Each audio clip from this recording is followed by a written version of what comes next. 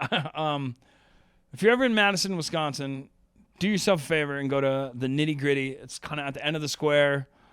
And if you like to drink and eat, right, it's a great place to just like get drunk and eat. And I worked there as a cook for not very long, maybe 3 weeks, and I would score heroin and go in the bathroom and shoot dope and go back to work. And like, if you do that anywhere in life, people will notice a change in the way that you are. Because when you're dope sick, you're like the way Jacob feels right now. You can't see him, but the way he feels right now times a million.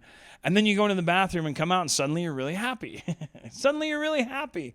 People pay attention to that. And there was a time where I met my dope man at work in the bathroom stalls, and he like slid me some dope under the thing, and I did a shot, and I don't know what was in it. The only thing I remember is trying to stand up off the toilet, but like I don't have my legs, and I'm like bashing into the bathroom door. It opens up, and like my pants are still down around my ankles, and like I have to pick them up. And the next thing I remember, there's a scene missing, and then I'm in an alley with my pants off, and I'm trying to like put my shoes back on, but I'm not wearing pants, and I'm like, what the fuck just happened? It was told to me by the police later that I ran from the bathroom through the dining area out the back of the kitchen screaming, fuck, fuck, fuck, fuck, fuck, fuck, fuck, fuck, fuck. And like, it's kind of a family place, you know? It's a Badger bar. And I remember like getting my clothes back on and being like, I was like, man, I hope like, okay, that was pretty bad, but like, as long as like the police aren't here yet. And then from the other side of the alley, like a police car chirps at me and they're like, hey, stay where you are. And I'm like, oh, that's probably me, huh? Is that me? This one? The guy sweating, not wearing pants? And I stashed my dope because they couldn't like get to me directly. They had to come around. So I had time to like hide some shit. And it was really bad. They didn't find anything on me. And like, I always would play like the mental health card and be like, I'm super bipolar, blah, blah, blah. And they'd be like, oh, okay, that's all good. You know, you can't go back to work. And I'm like, yeah, I know. And I was like, and there's like, they were like, as long as you don't have any warrants, like you're free to go. And I was like, sweet. I know I don't have any warrants. And, while they were doing that, a coworker of mine comes out of the back of the restaurant with my bag, like a little man bag I was carrying with me, and it's just full of needles. And I'm like, no. And they bring that over and they search it. But they were all unused needles, which is like, that's not a crime. Diabetic or whatever. Like, but I was just like, I just remember being like, as long as they don't bring my bag out. And then they brought it out, and I was like, no. And they were like, hey, you have a warrant. And I was like, what? And I had to go to jail. It was for not paying.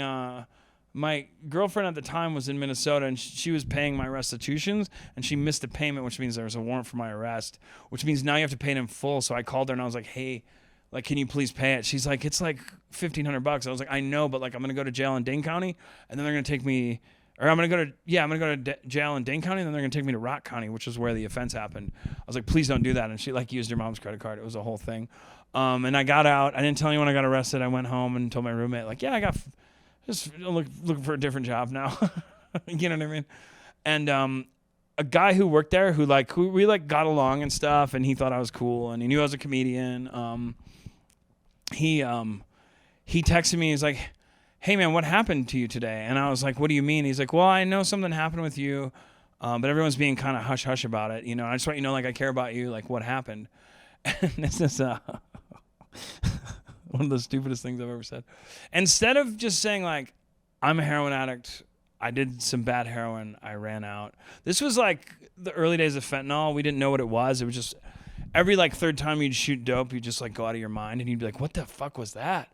But instead of telling him that, I said, I have this weird condition where like I can't tell if I'm awake or dreaming. That's what I told this guy. He never talked to me again. Instead of like, my buddy Spencer, I've mentioned, him and I wanted to do a podcast called Pretending to be Normal, because that's a lot of addiction is just pretending to be normal. And that was my attempt to be normal, of like, oh, what happened at work today? Oh, I have this weird condition where I don't know if I'm awake or asleep. It's like, no, you don't. Nobody does.